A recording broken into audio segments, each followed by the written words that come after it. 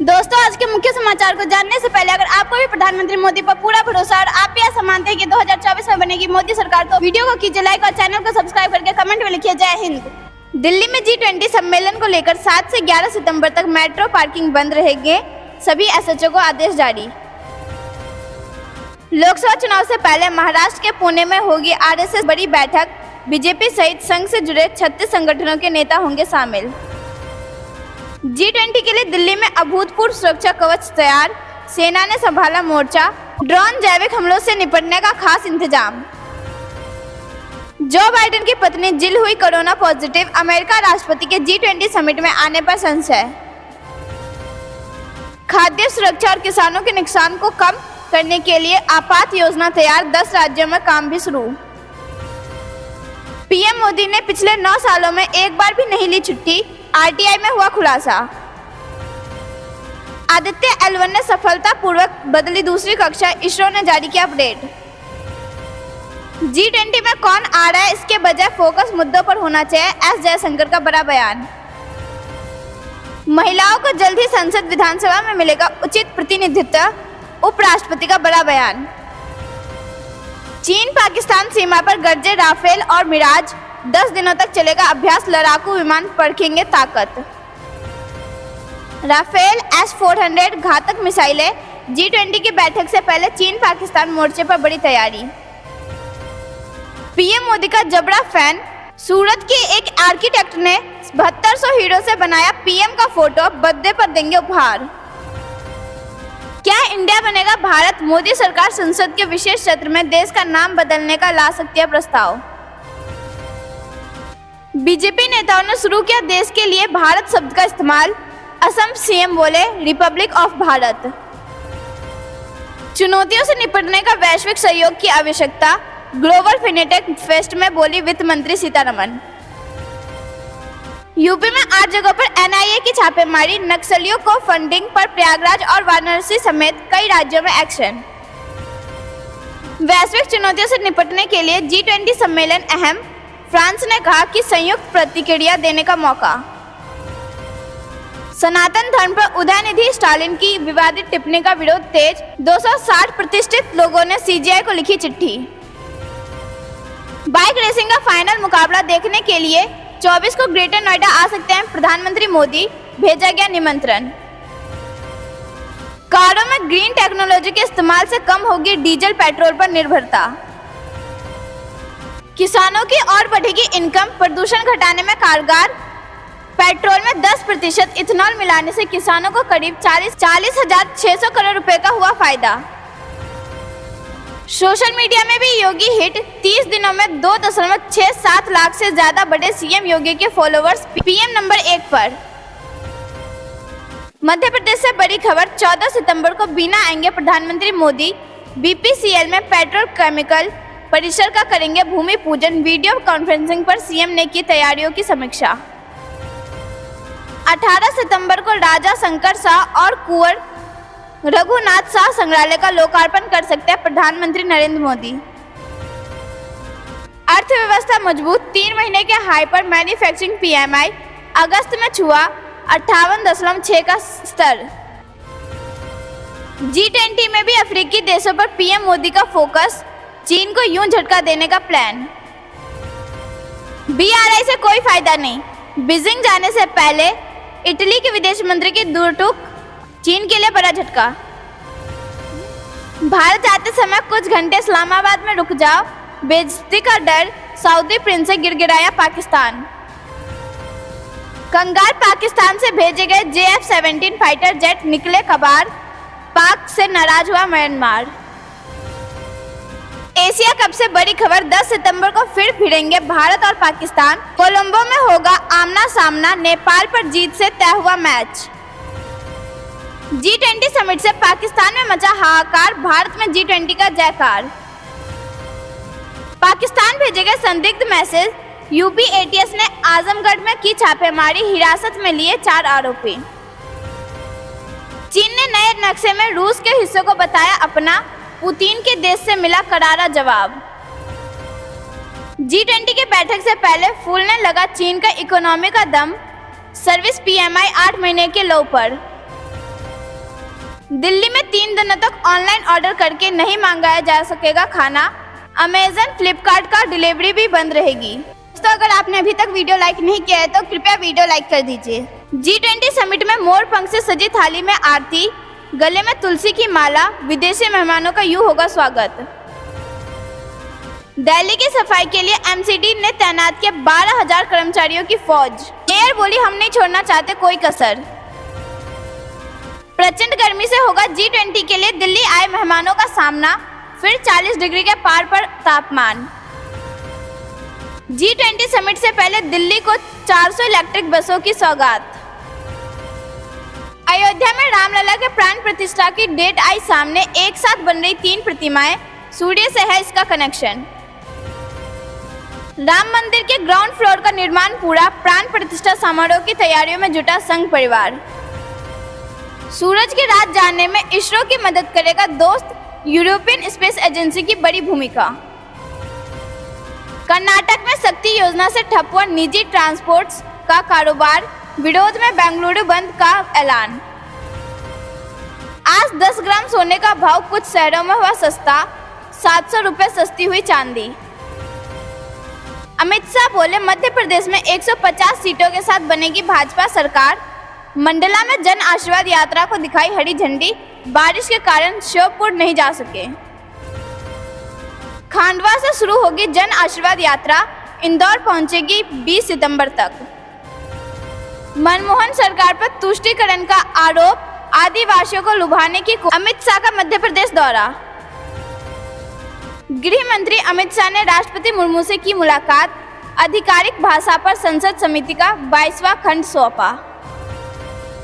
असम के सीएम ने की गृह मंत्री से मुलाकात, arm forces special power act को पूरी तरह से वापस लेने पर हुई चर्चा। दोस्तों, अगर आपने अभी तक वीडियो लाइक नहीं किया है तो कृपया वीडियो लाइक कर दीजिए।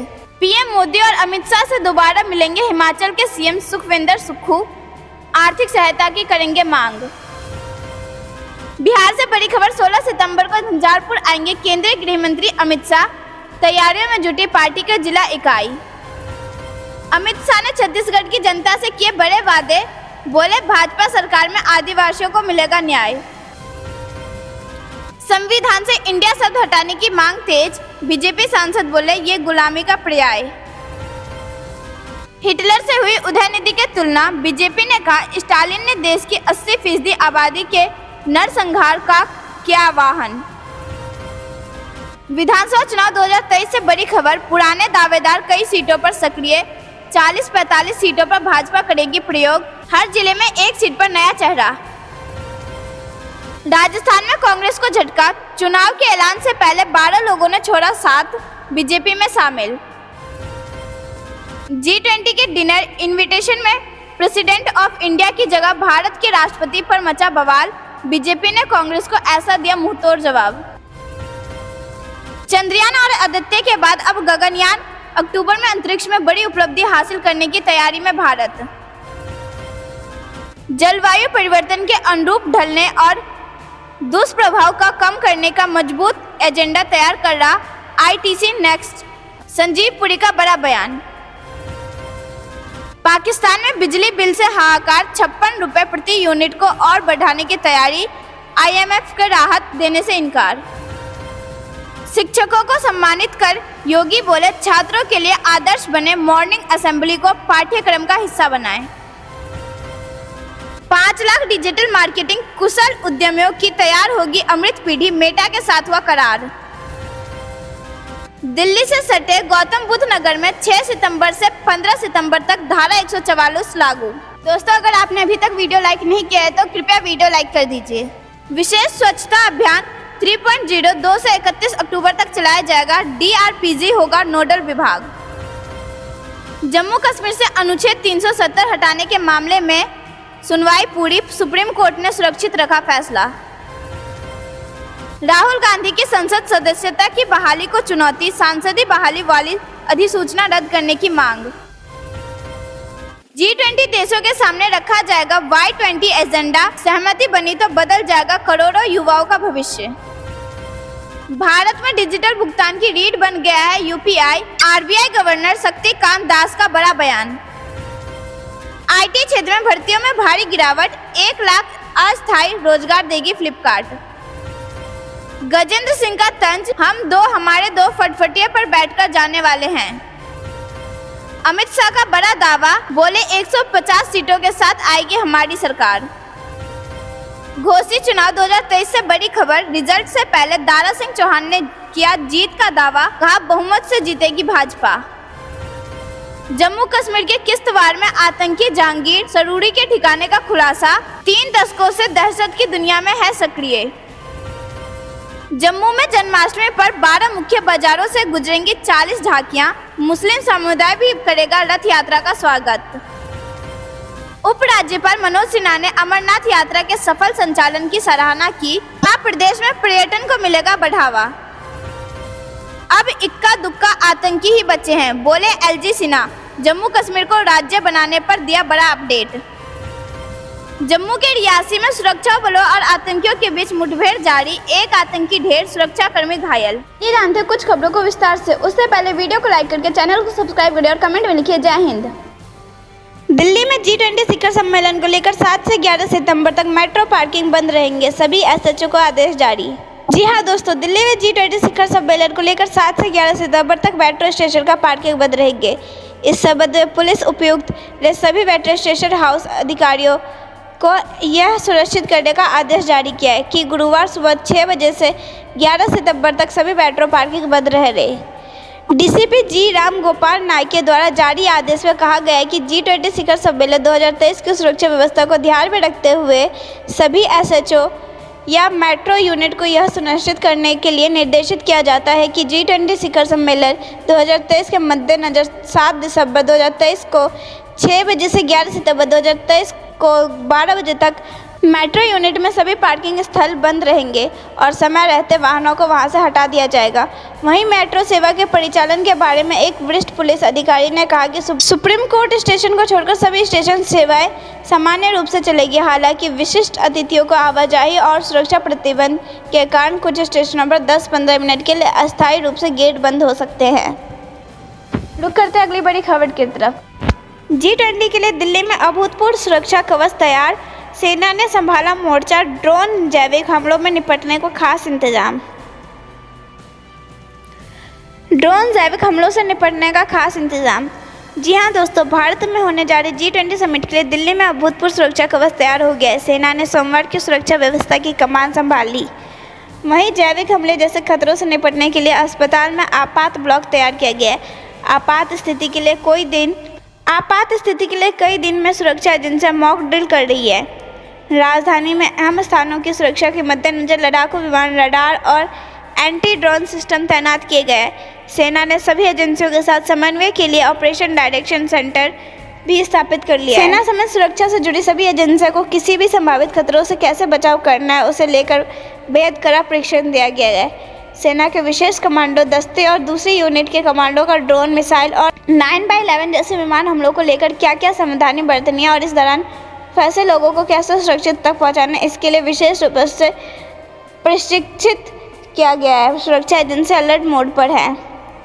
बैठक के दौरान सुरक्षा जिम्मेदारी को 7 डोमेन और एरिया में बांटा गया है, जैसे इसमें हवाई अड्डा, आयोजन स्थल, मेहमानों को रुकने वाली जगह, राजघाट, VIP काफिले की सुरक्षा का प्रबंधन, आतंक विरोधी उपाय और कानून व्यवस्था शामिल है। इनमें से हर एक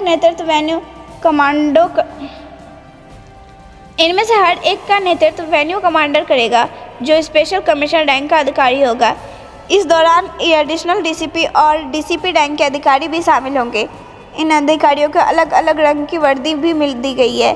कुछ नीले सूट पहने तो कुछ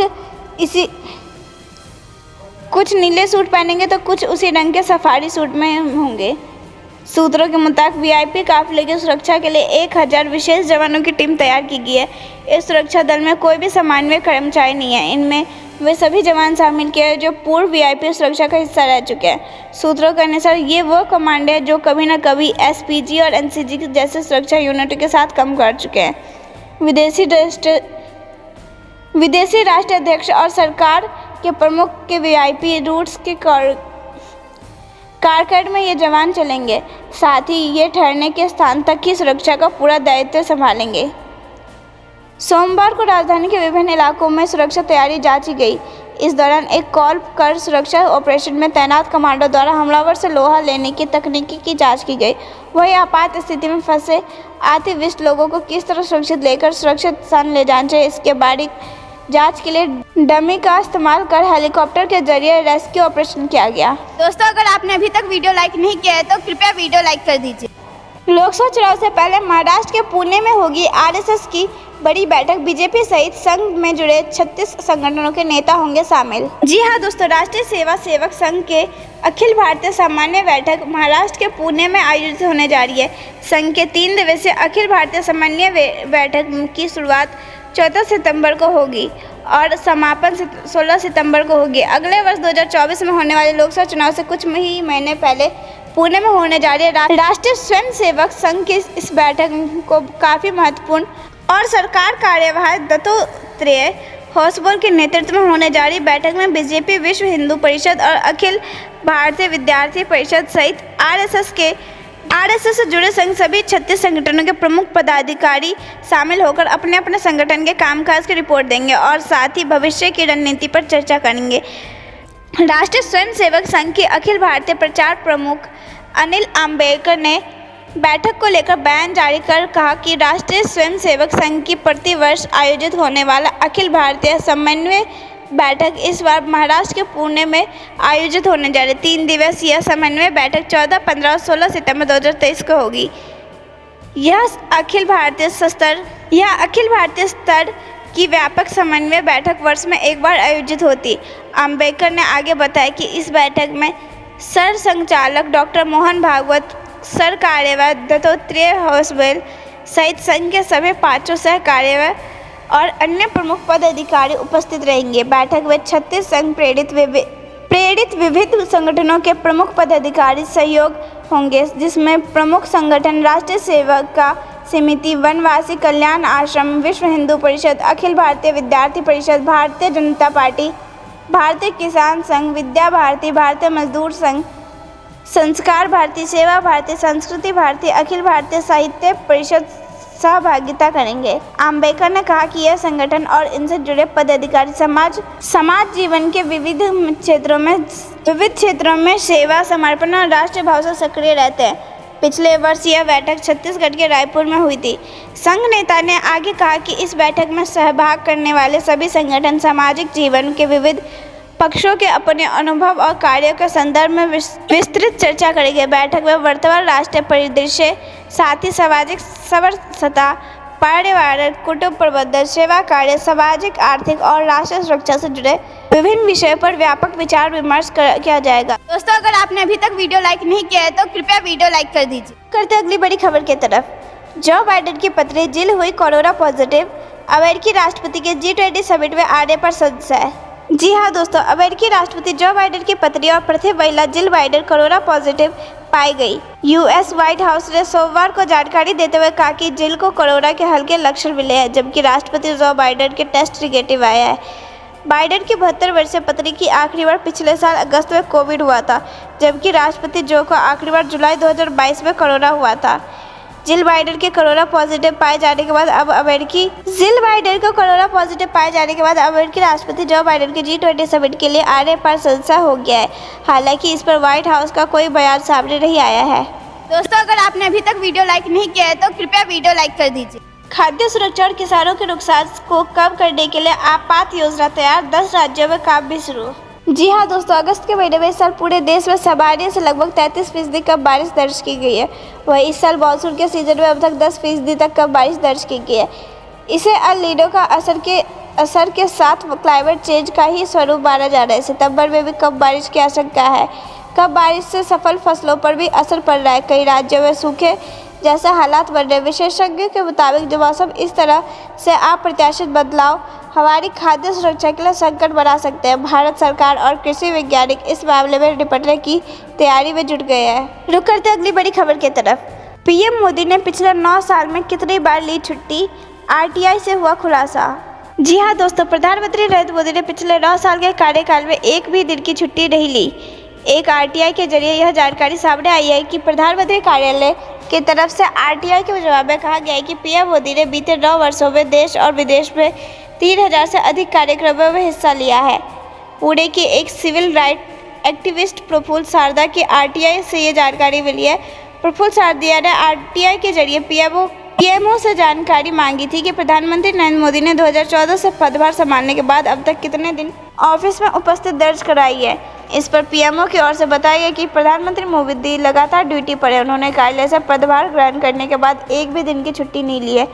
पीएमओ ने 31 जुलाई 2023 का ये जवाब दिया था। असम के मुख्यमंत्री हेमंत बिस्वा शर्मा ने सोमवार को अपने इंटरनेट मीडिया अकाउंट एक्स पर आरटीआई की एक प्रति साझा की है। रुक करते अगली बड़ी खबर की तरफ। आदित्य L1 ने सफलतापूर्वक बदली दूसरी कक्षा, इसरो ने जारी किया अपडेट। जी हां दोस्तों, भारत के पहले सूर्य मिशन आदित्य L1 उपग्रह ने पृथ्वी की कक्षा बदलने का दूसरा चरण पूरा कर लिया है। इसरो ने सोशल मीडिया पोस्ट में बताया कि बेंगलुरु स्थित स्ट्रेक सेंटर में आदित्य L1 पृथ्वी कक्षा बदलने का दूसरा चरण सफलतापूर्वक किया गया। इस ऑपरेशन के दौरान मॉरिशस, बेंगलुरु और पोर्ट ब्लेयर में के ग्राउंड स्टेशनों के उपग्रह में ट्रैक किया गया। इसरो ने आगे बताया कि आदित्य L1 की नई कक्षा 282 किलोमीटर गुना 40,225 किलोमीटर है। तीसरी कक्षा बदलने का अगला अभ्यास 10 सितंबर 2023 को लगभग 2:30 पर किया जाएगा। इसरो पहले 3 सितंबर को आदित्य L1 की सफलतापूर्वक कक्षा बदलनी थी और इसे पृथ्वी की कक्षा में स्थापित किया गया था। इसरो ने रविवार को सुबह 11:45 पर आदित्य L1 की पहली अर्थ बाउंड फायरिंग की थी, जिसकी मदद से आदित्य L1 ने कक्षा बदली थी। इसरो ने शनिवार को PSLV-57 लॉन्च व्हीकल से आदित्य L1 को सफलतापूर्वक लॉन्च किया। यह लॉन्चिंग आंध्र प्रदेश के श्रीहरिकोटा के सतीश धवन स्पेस सेंटर से हुई। यह मिशन भी चंद्रयान 3 की तरह पहले पृथ्वी की परिक्रमा करेगा और फिर यह तेजी से सूरज की दिशा में उड़ान भरेगा। इसरो ने बताया कि आदित्य L1 ने अपनी कक्षा बदलकर अगली कक्षा में प्रवेश किया। आदित्य L1 पृथ्वी की कक्षा में 16 दिन बिताएगा। इस दौरान 5 बार उसकी कक्षा बदलने के लिए अर्थ बाउंड फायरिंग की जाएगी। 110 दिन की यात्रा के बाद आदित्य L1 लैग्रेंज पॉइंट पर पहुंचेगा। लैग्रेंज पॉइंट पहुंचने के बाद आदित्य L1 में एक और मैन्यूवर किया जाएगा, जिसकी मदद से आदित्य L1 पॉइंट को हेलो ऑर्बिट में स्थापित किया जाएगा। यहीं से आदित्य L1 की सूरज की स्टडी करेगा। यह लैग्रेंज पॉइंट सूरज की दिशा में पृथ्वी से 15 लाख किलोमीटर दूर है। आदित्य L1 के 7 पेलोड भेजे गए हैं जो सूरज को विस्तृत अध्ययन करेंगे। इनमें से 4 पेलोड सूरज की रोशनी का अध्ययन करेंगे, वहीं बाकी 3 सूरज के प्लाज्मा और चुंबकीय क्षेत्र का अध्ययन करेंगे। दोस्तों, अगर आपने अभी तक वीडियो लाइक नहीं किया है तो कृपया वीडियो लाइक कर दीजिए। G20 में कौन आ रहा है, इसके बजाय फोकस मुद्दों पर होना चाहिए, एस जयशंकर का बड़ा बयान। जी हां दोस्तों, भारत के बड़े पैमाने पर होने जा रहे G20 शिखर सम्मेलन में पहले रूस के राष्ट्रपति पुतिन, फिर बाद में चीन के राष्ट्रपति शी जिनपिंग शामिल न होने की पुष्टि हो गई है। इसको लेकर कई लोगों के सवाल उठ रहे हैं, जिसको लेकर विदेश मंत्री एस जयशंकर ने सोमवार को कहा कि G20 शिखर सम्मेलन में कौन शामिल हो रहा है और कौन नहीं, इसके बजाय ज्वलंत मुद्दों पर सदस्य देशों की ओर से अपनाई गई स्थिति का ध्यान केंद्रित करना चाहिए। उन्होंने एक समाचार चैनल में चर्चा में भाग लेते हुए यह बात कही। विदेश मंत्री ने कहा कि आखिरकार किसी देश का प्रतिनिधित्व वही करेगा जिसे उसे चुना है। प्रतिनिधित्व का स्तर किसी देश की स्थिति का अंतिम निर्धारक नहीं बनता।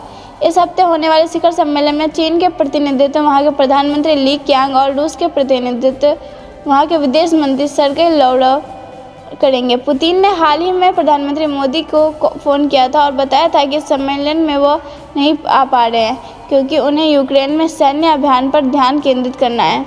रूसी राष्ट्रपति पिछले साल दिसंबर में इंडोनेशिया के शहर में बाली के आयोजित पिछले G20 शिखर सम्मेलन में भी हिस्सा नहीं लिया था।